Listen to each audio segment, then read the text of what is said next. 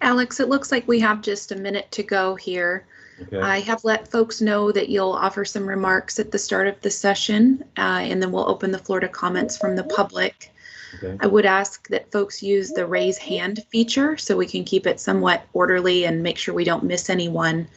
And then just wait, please, for each person, wait for the moderator to call on you, and keep your microphones off until called on to speak so that we aren't speaking over one another. We'll get started here in just a minute. Who will be writing down the questions? We will have this session recorded for reference later. Okay. And it will be posted to the city's website and our YouTube channel. Thank you. Mm-hmm.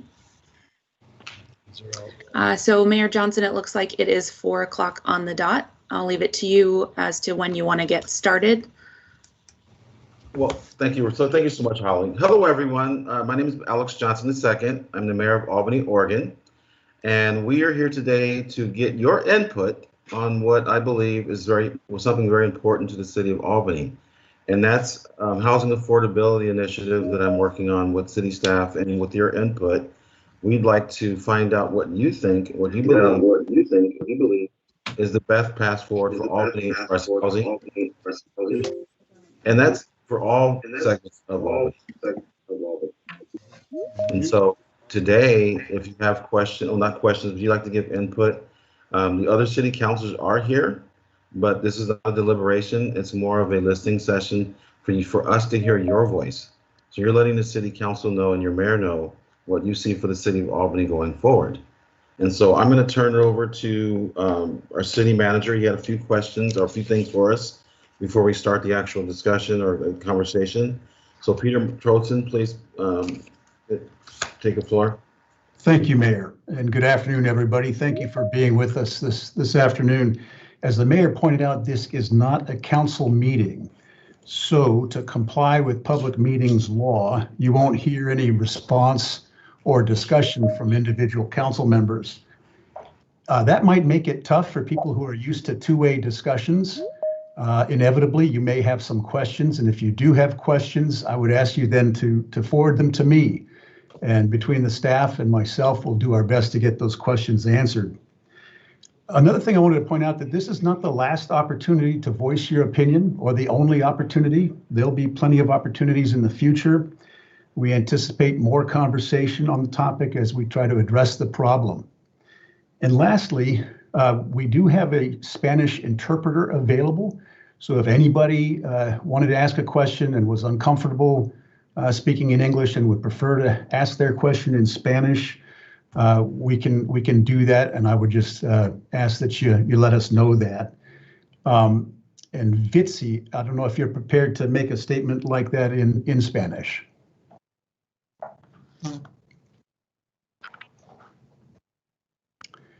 All right, Mayor, she may not be at this point. So I'll turn the floor back over to Mayor Johnson, and we can proceed. So again, thank you very much for joining us this evening. We really would like to know, I would like to know, and the city council would like to know, what issues do you see with housing, or what types of housing would you like to see in the city of Albany? And what things would you like to be a part of? What, our task force, we're going to put something together. And as Peter Trotzen mentioned, that there'll be plenty of opportunities for you to get your input into the city. And then at some point, we have a tentative schedule, to build a task force around housing affordability in the city of Albany. So we're all ears. Please let us know what you have to say. What you'd like to let us know about.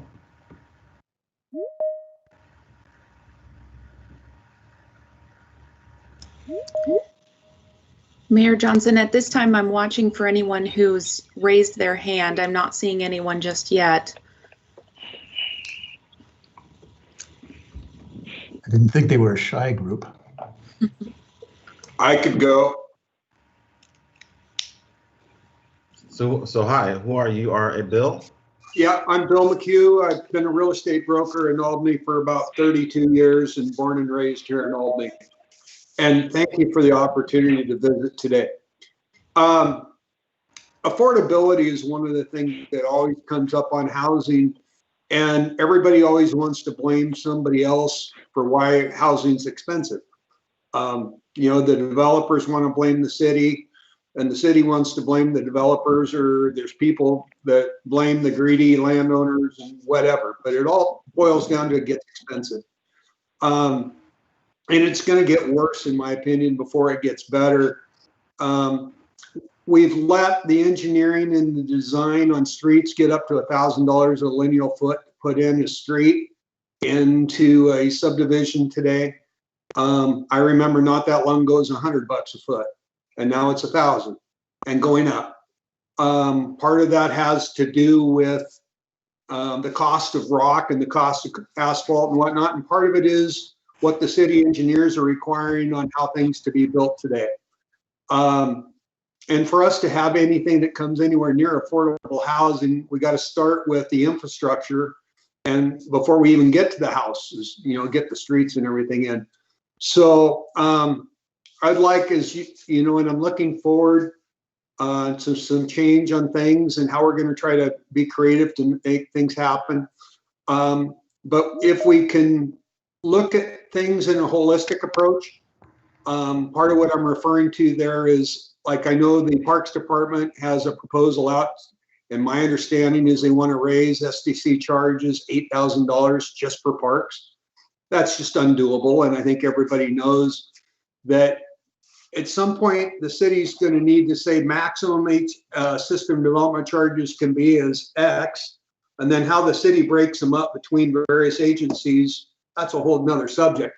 But to look at it here for parks and there for fire and there for police, it doesn't work, in my opinion.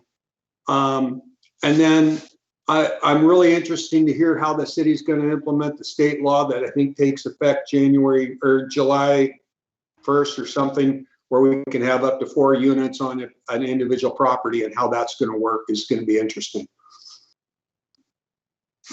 I don't know. Thank you for that. We got to fix it. I agree. I thank you for that input. Part of my vision is this discussion, and part of that task force is to be involved with stakeholders, developers, builders, real estate, mortgage, community leaders, and just stakeholders in general, looking at the problem, the whole entire problem, not just one piece at a time.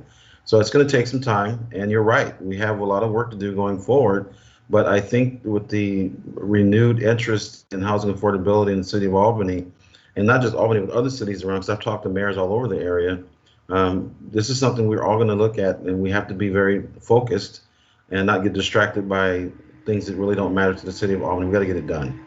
So I do appreciate your input, Bill. And somebody is writing down everything we're saying, and also it's going to be recorded so we can go back and pull that information off. Mayor Johnson, we have Mark has raised his hand. I'll go ahead and spotlight him for you. Hi, Mark. How are you doing? Thanks for coming today.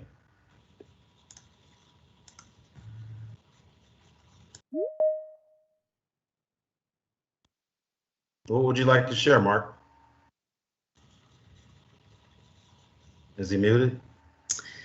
It appears he's muted. I'm trying to unmute him for you. Mark, if you're unable to mute yourself, please go ahead. Are we unmuted there? Yes, we can hear you. Okay.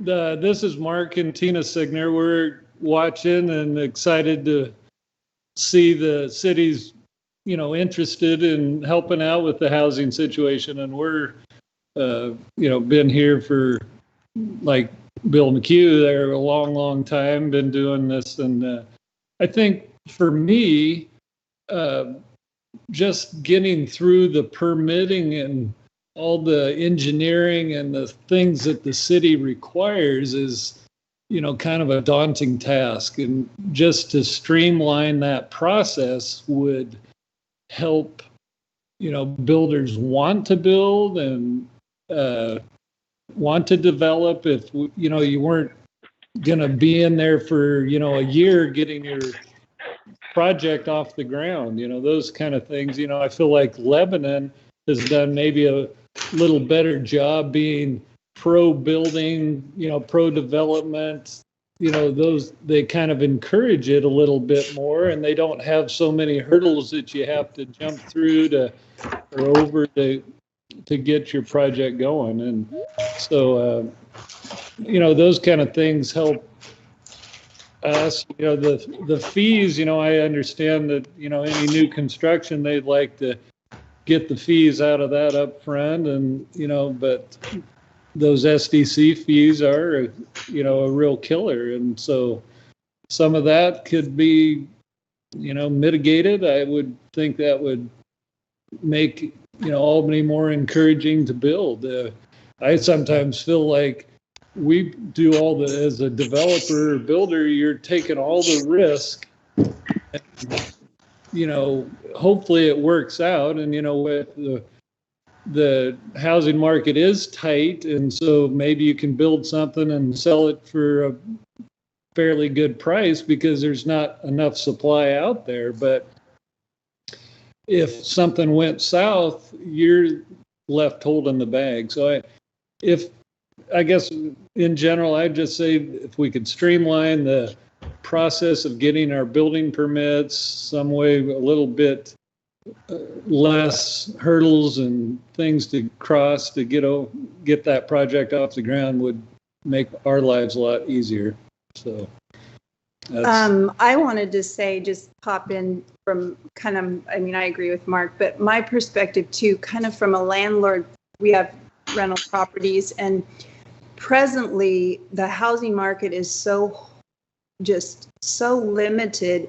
When I will place an ad on, for a rental that has come up that's available, I put an ad on, and I'll advertise on like Zillow and Craigslist. And within a day, I probably have 30 inquiries. And it is so frustrating for the poor tenants. They're, upset and crying because they are trying to find a place. And it's upsetting to us as well, because it's just an overwhelming thing. So I think from that standpoint, we definitely need more housing here, in the Albany, Corvallis, even we have property in Corvallis as well. It's just heart-wrenching to see that lack of availability. And then in turn, because you do have so many people, landlords, you can ask, more than, the average person can afford, which makes it even more, difficult for people to get a place to rent, or even, the cost per square footage to buy, or even build. When we first started, it was, maybe, $150 a square foot. And now, it's, over 250, $300 square foot. It's astronomical. And COVID hasn't helped anything. That's driven up the lumber prices, but it's making it more and more inaccessible. And we have 3 girls, and one was fortunate enough to be able to get into a house, but I wonder how long they're going to have to save to be able to afford, to purchase their own home, even with us helping them do the remodeling. So I'm thrilled that you guys are having this conversation. It's extremely refreshing, and way to go. Would love to help in any way we can. So thank you very much, Mark and Tina. And so I agree with you. One of the things that they talked about was affordability, not just of single family housing, is the multi-family apartment buildings or duplexes or condominiums. I was running numbers. People feed me numbers all the time, economic indicators. And one thing I saw was in July was $190 per square foot. Now it's over $230 in some places, and it's going up all the time. The wildfires didn't help us either, because they drove lumber costs up. And so we're falling behind, and our property taxes aren't going to keep up, because it's only capped at 3% or something like that, Peter. And so we have to do look at the whole picture from single level, multi-level, multi-family, it's single family, permitting fees, efficiencies in the staff. So this is going to be an effort by the entire community. It's not just one segment; it's the entire community.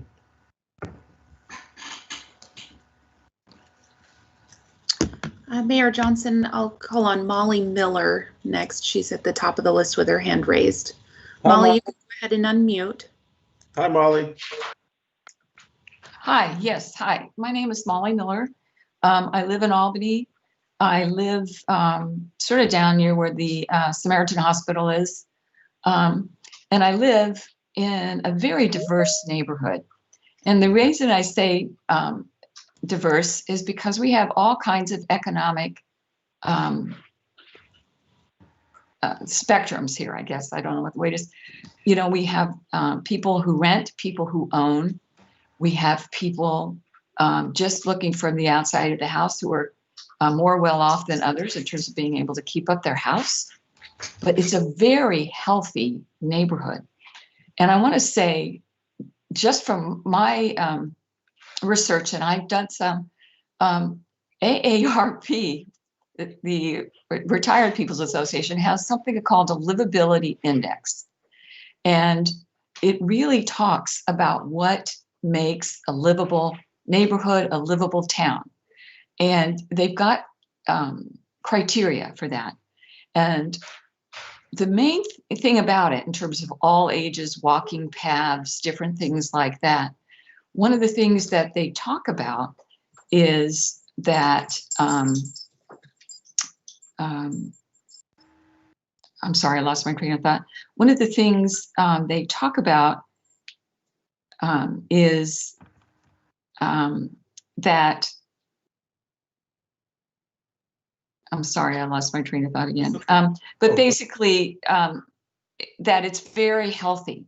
They've done research and they found out, at least in some of the AA readings I had, that the research done on having diverse neighborhoods of economic ages, all this kind of stuff, is very healthy. And I just want to put that out there because I know there's a lot of people moving in who have more money.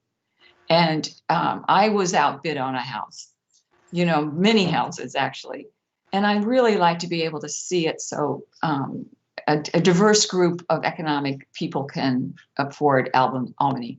Thank you very much.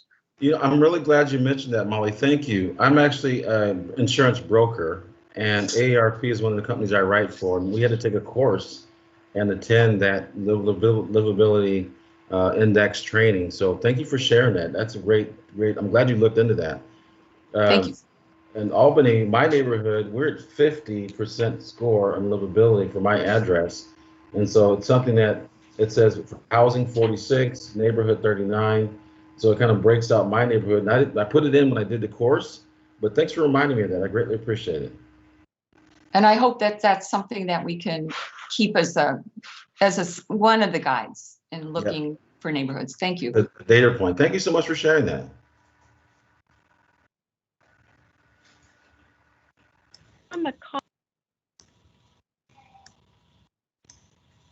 I'm on the call, but don't have a way to raise my hand. May I speak? Please go ahead. Okay, my name is Susan Leonard. I'm just on my phone. I've only been living in Albany for about a year and a half. Owned a home here for about 4 years. We fortunately were able to purchase it at that time and rented it out until then. I'm no expert on Albany because I haven't been here long, and a year of that time has been the pandemic, which makes it a little bit harder to find out about a new community. But I have talked to a few people, and I had one concern about the regulations on ADUs. I talked to a couple who lived on the edge of town with a lot of land around the home that they owned, wanted to build a secondary housing unit there, and they were so incredibly restricted in how big it could be and the footprint of it. I'm not aware of all the exact regulations, but I'm just wondering if there isn't a way that maybe those could be somewhat relaxed in a way that still, makes sense. That's a fantastic question. I know we recently passed with House Bill 2001, the city of Albany, was able to pass the 900 square foot for ADU up from 750. I think that if a call for more or larger ADUs or something that the city wasn't, not the city, but the citizenship wasn't interested in, it's something that can be brought to council, and we maybe put it on the task force to look into that.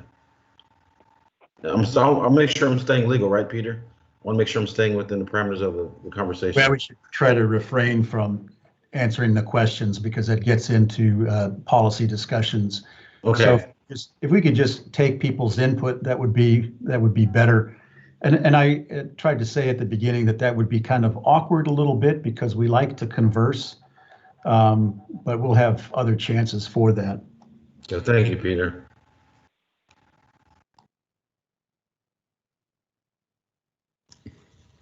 Mayor Johnson, I'm not seeing anyone else at this time with their hand raised. We do have quite a number of individuals who are joining us by phone, so if any of them would like to speak up, if they don't have the ability to raise their hand.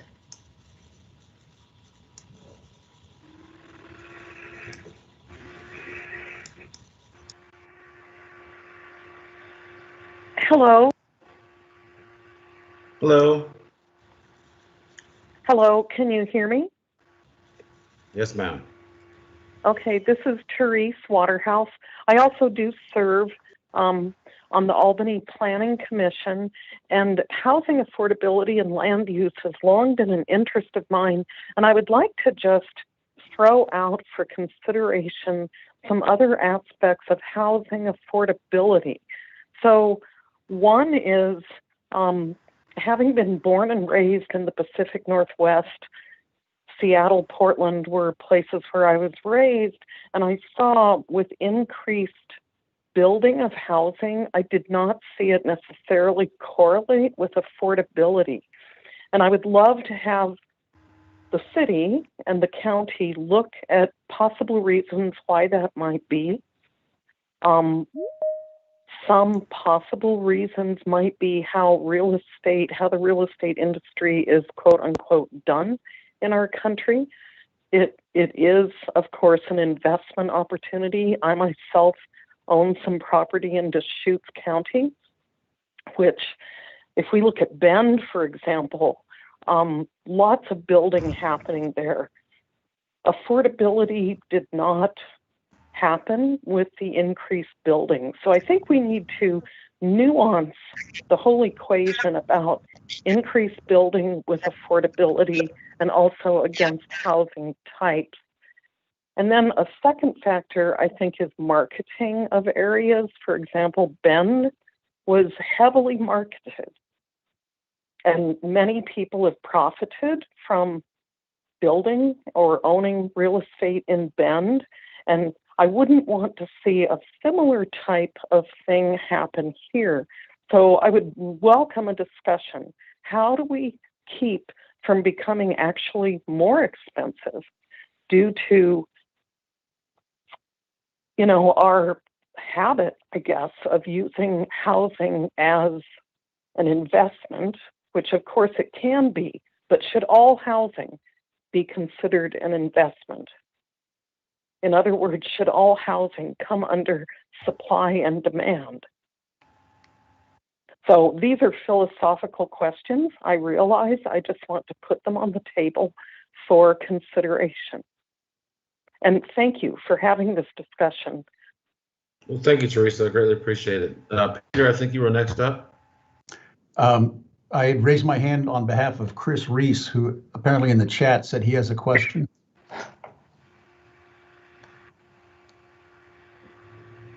Chris? Good afternoon, Chris Reese. Can you hear me? Yes. Okay. Thanks for having me on here as well. Great to see all of you. Sorry you can't see me. Computer doesn't have a camera today.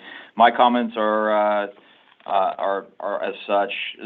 Albany is planning on growing to approximately 90,000 is what some studies show by 2050. So I love this conversation with not only housing, but I'm hoping that our infrastructure / food desert / childcare and development and schooling, all those need to be taken into the same equation as affordable housing. I love the thought of young families being able to afford to come to the hub city and enjoy this awesome city that I plan on living and dying in a long time from now. But I fear, like in the southern end of town, we don't have the infrastructure yet in place, or the stores, like groceries and gas, and we are very well known as a food desert.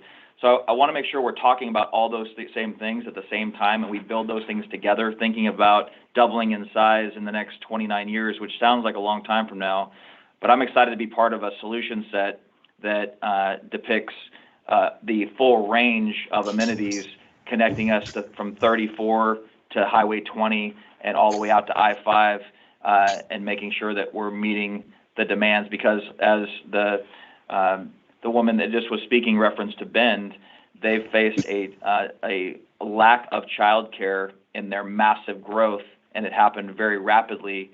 And they're about an 850% need in the childcare arena, and they will also depict a lot of food deserts around their communities. And I also have a home over there. I did have a home in Sun River, and I'll tell you, it's very true that they had pockets of places where you had to commute a very long distance. So where you might have saved money on housing, you're now having to use that same amount of money you saved on housing to go to places for childcare and groceries and things of that nature. So it just all needs to be systematic, in that as you grow, say, to the south out, 99, that we're looking at it from the holistic approach, not having to make those folks have to go all the way into town and an hour to go to grocery shopping. So anyway, I appreciate the open forum. Look forward to being part of the solution. This is exciting times for Albany. Thank you. Thank you, Chris. Mayor Johnson, the next group that had their hand raised is Creating Housing Coalition. I'd love to hear from them.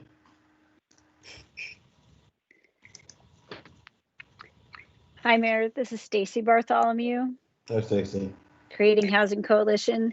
We are excited to be part of the solution with others that have spoken, and our concern relates to something that Therese Waterhouse brought up, which is having some of our housing not be in the profit sector, but having more of our housing in the nonprofit sector, which is what we are attempting to do here.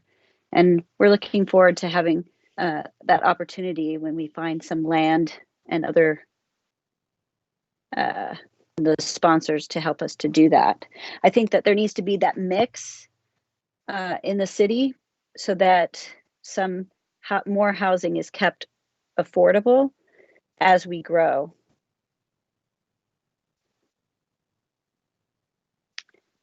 Thank you for the input. I appreciate it.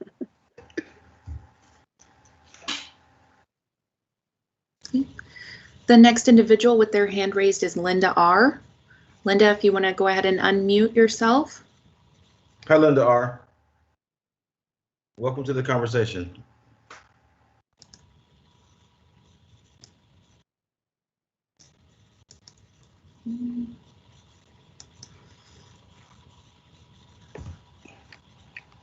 Linda, we're unable to mute you. You'll have to unmute yourself if you're still wanting to speak.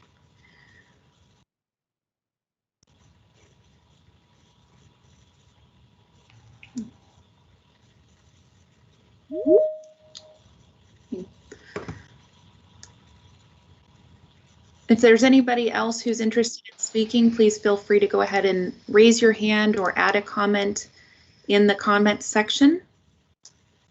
Looks like Linda's still trying to connect with us. She's on the phone. Hello. Hello. So this is Therese Waterhouse again. I don't mean to take up too much time, but I just wondered also in the area of creative thinking in terms of affordable housing, and I haven't seen cities yet that have done this, but is there a thought to perhaps index a housing supply to the percent of a population living at the median income? For example, in Albany, if we have 50% of our population at the median income, is there a way to push aside 50% of our housing and make sure that it's affordable to those people, because we haven't had meaningful wage increases. Hopefully that will change in the future. I'm not sure all the mechanisms to make that happen, but I do see that people at the median income and below, with no meaningful wage increases, are increasingly pushed out of the housing supply, including, even single-family residences. I don't want to assume that people making median income or below don't want a single-family residence. So can we index our supply somehow to the percent of people living at the median income? Okay, again, a philosophical conversation. Thanks for hearing that. Thank you, Teresa.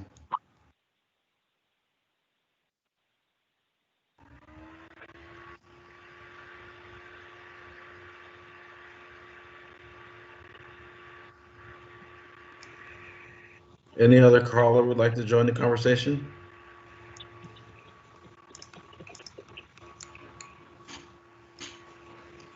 Hello, this is Susan Leonard again. I hope I'm not interrupting anyone, but I don't have the opportunity to raise my hand. The concern I wanted to add to what I said before is that in building new multifamily dwellings, I think it would be very nice to consider trying to leave green space, in particular space that an individual family can use, because I know many people either want to have pets that they can allow to be outdoors in a contained space, or people want to garden. And I think it's too bad when housing is so crammed together that there is no outdoor space allowable. The other idea that could go along with that would be small community gardens, and several of them within an area of multifamily dwellings. Thank you for that. Thank you very much. You're welcome.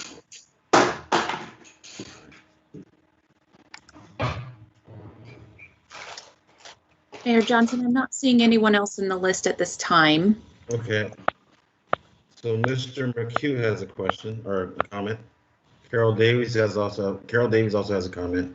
There we go. Carol, would you like to go ahead and unmute? Yes, hi. I am also with Creating Housing Coalition. Stacy just spoke. She is our president. And I wanted to let everyone know out there that we do have a solution. We're really excited about it. We intend to build approximately 25 tiny houses here in Albany, and that will be targeted toward people who are low income, people who are on fixed incomes, seniors on fixed incomes, veterans, young adults aging out of the foster care system, single parents. As long as you have an income, you will be considered for this village. And it's going to be a fabulous village where there's going to be, I heard mentioned, somebody was saying it would be great to have a community garden. Our village is going to have a community garden. It's going to be supported by a peer support specialist that is going to be trained by chance so that people can successfully transition. It's also going to be self-governing, and so people will actually have a say in pride of ownership. Our stumbling block right now is that we don't have any land. So I'm appealing to anybody out there who may have at least 1.25 acres of land and might want to consider selling it to us so that we can get this tiny home village off the ground. And we don't want to stop at just one. We're hoping to be able to replicate this in other parts of Albany and also in other cities near Albany. So If there is anybody out there who knows of any land available, please let us know. Thank you for hearing me. Thank you, Carol. I appreciate it.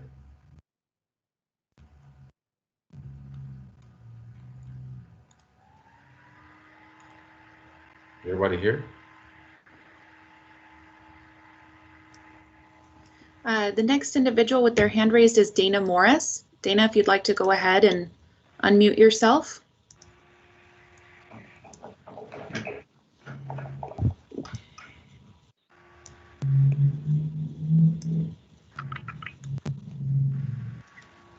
Dana, are you with us?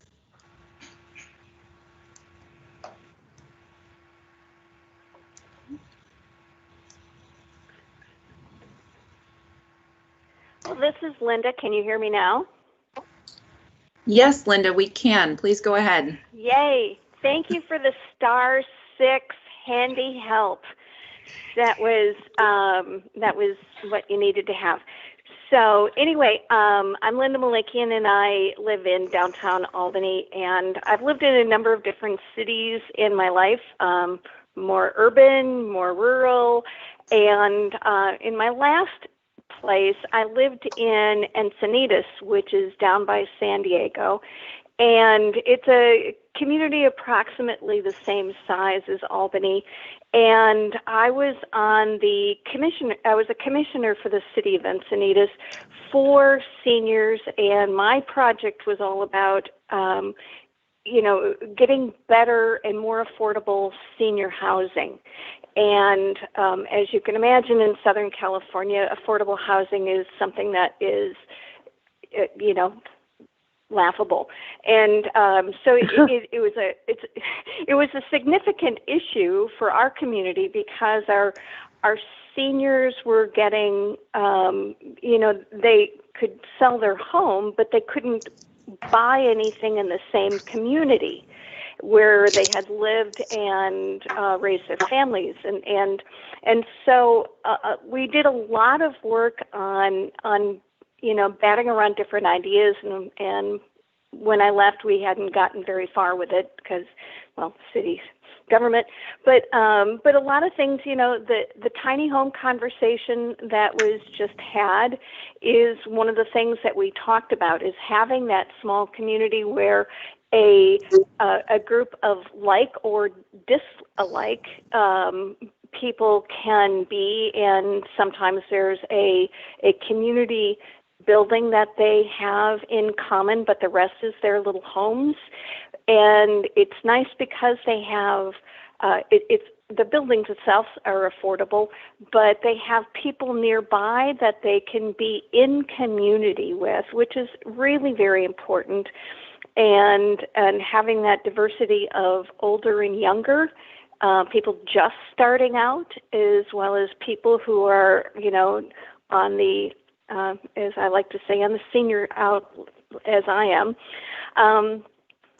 So, I mean, those are really good ideas. There's co-housing, there's one of those in Corvallis, one, maybe two by now, which is a really good project, and that one is more multiple dwelling units, which is very helpful too, is because not everybody is able or desires having to have a single family home.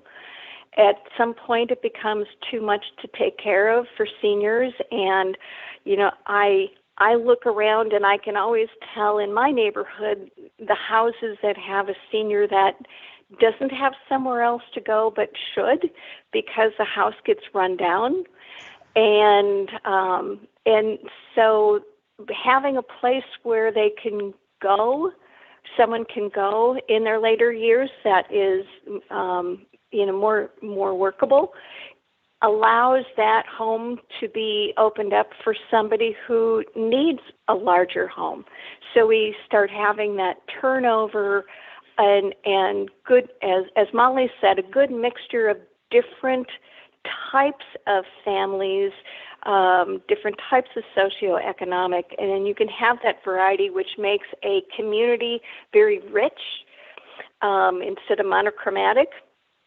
But you know, it's like co-housing, those little mini villages of tiny homes, multiple dwelling units. Those are the things that I think are going to, in my experience, will help get some affordability in there, because you don't have to have the big Hayden homes like we have in North Albany. It's like not everybody needs or wants that, and a lot of builders, that's what they want to do because it's easy. And you don't have to have as much creativity. So those are my thoughts. And having served on a commission for senior housing, I would be happy to help City of Albany too. Well, thank you very much for that input. I greatly appreciate it. I'm glad you're on the call. I don't know if most of you know this, but my market is seniors, and it's amazing to me when I hear their stories about they can't use it upstairs anymore, or so. Yeah, I really appreciate your input. Thank you so much for that.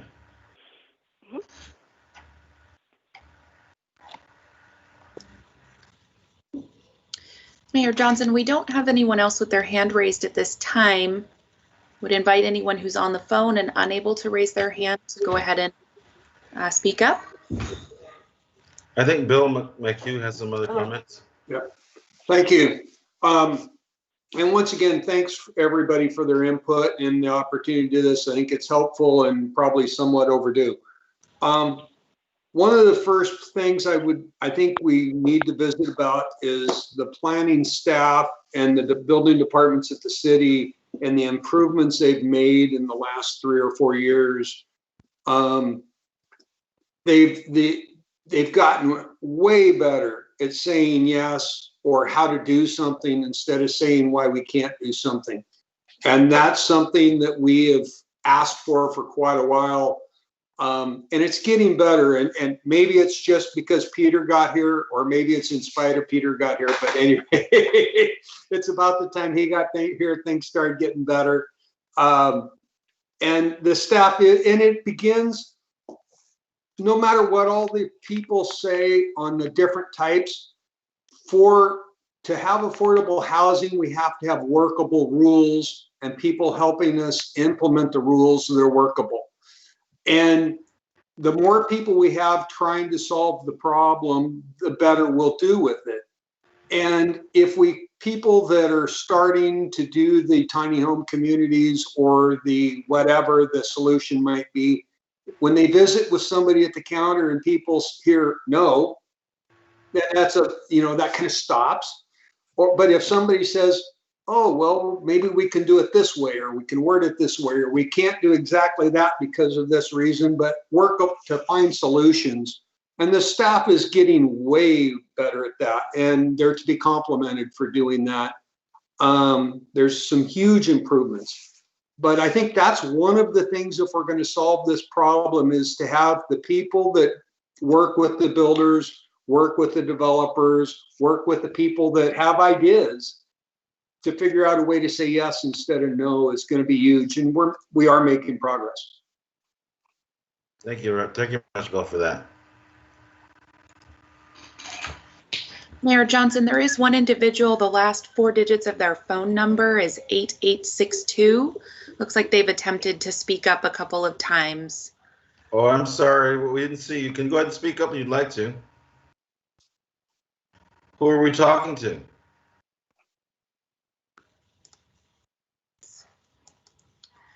Well, they've muted their phone again, so maybe they're...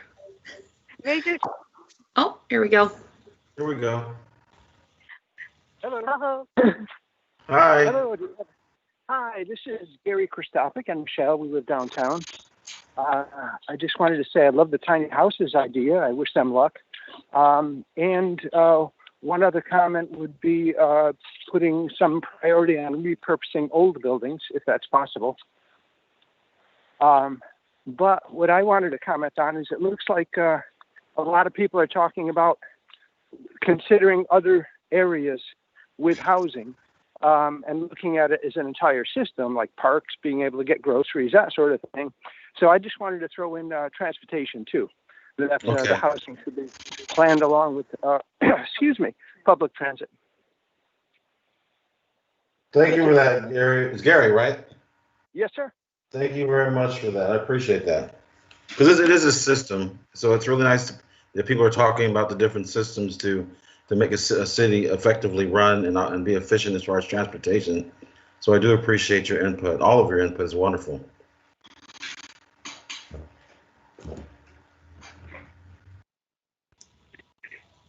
I see 43 plus people in the one bubble and a bunch of names across the bottom. So anybody else have anything else to add to the conversation? Because we definitely do want to hear it.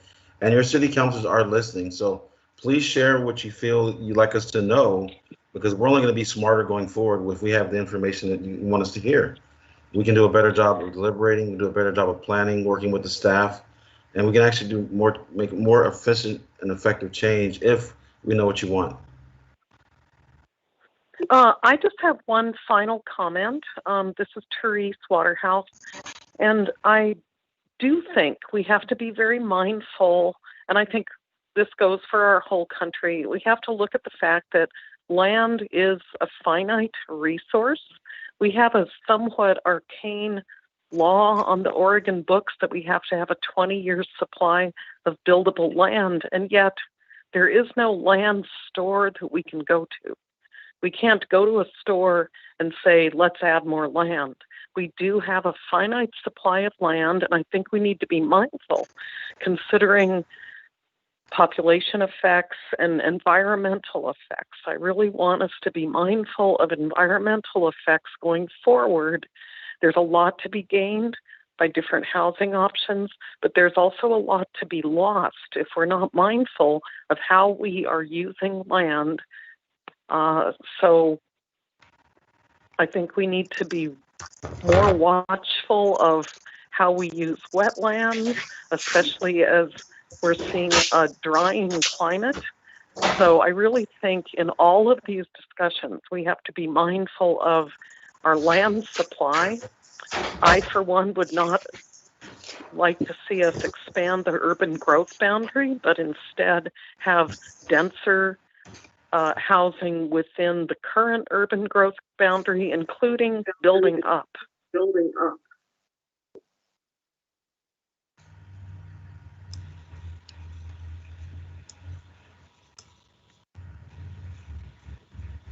Thanks for sharing that, Therese. I'm writing down your notes right now. Thanks. Mayor Johnson, the next individual with their hand raised is Rod Porsche. Rod, if you want to go ahead and unmute. Thank you, Rod, for joining us today. Thank you very much. Rod Porsche, represent Albany Habitat for Humanity. Thank you so much for having this open forum. Apologies if you've already discussed this. I was late in the audio version. Excuse me, Rod. Somebody needs to mute. Sorry, Rod. There's somebody talking over you. Okay, go ahead, Rod. Okay. Apologies if this came up earlier, but as the city considered a reduction of the SDC charges that go with new home building if it's affordable housing. I know some communities, Silverton among them, have offered that up with their local habitats in order to increase the stock of affordable housing.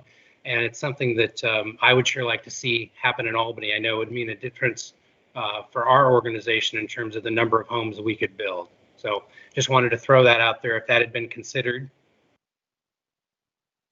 Thanks for sharing that.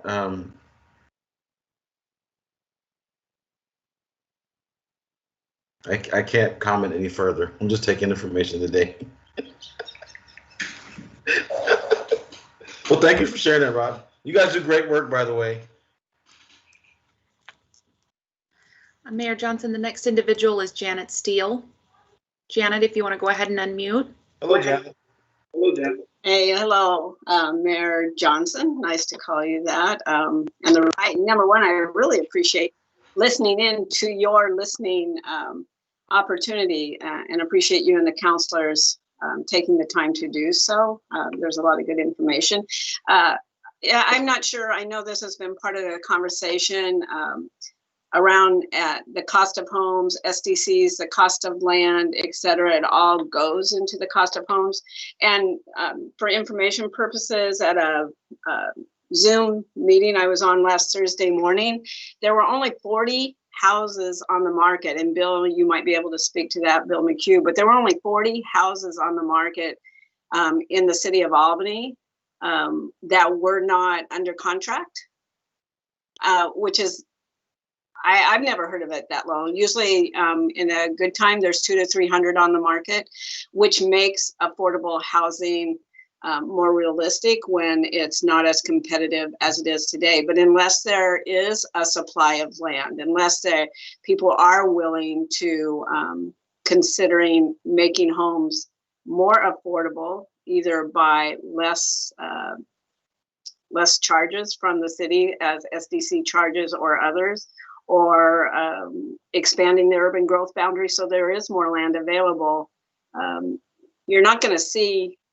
additional homes built if there aren't opportunities for builders to generate some income, because that's why they are in business, just like everybody else. They deserve the opportunity to make a living. So my 2 cents, I'm sure we're going to hear more about that, but the urban growth boundary expansion, I think, should be on the table, along with the consideration of what it really takes to build a house and the amount of cost that's in there, and the pressures that are put on the cost of houses by increased fees and taxes. Thank you. Thank you, Janet.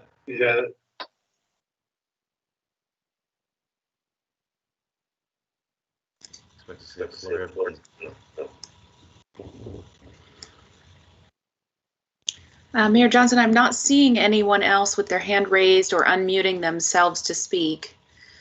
We are nearing the 5 o'clock hour. This was originally advertised as 2 hours. However, I don't know that that would be necessary. I'll leave it to you if you'd like to leave the floor open, or if you have any closing comments. So how about this? Let's go, because we're at almost at the half hour. So, oh wow, it's almost 5.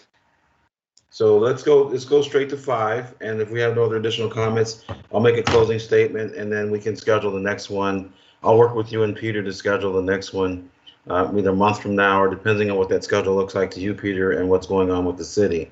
But I think this is a good start. And I think once people hear that, we were actually having a substantial conversation about and listening to the housing affordability matter and this issue in the city, I think more people will be on, because it actually happened.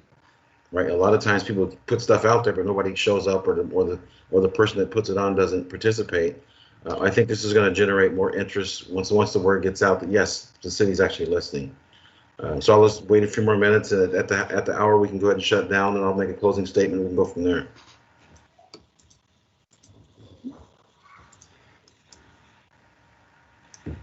Do we have any young people on the call? Anybody under the age of 25? I would like to hear from you. Okay, we got to fix that for next time.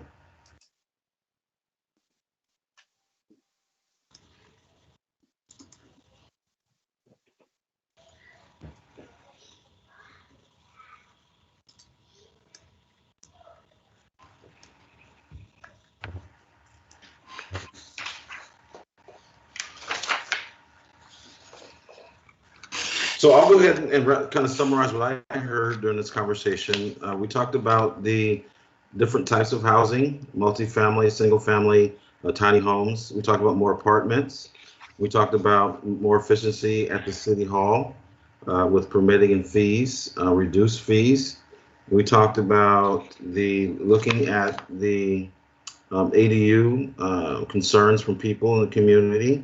We also talked about being mindful of the resources we have available to us.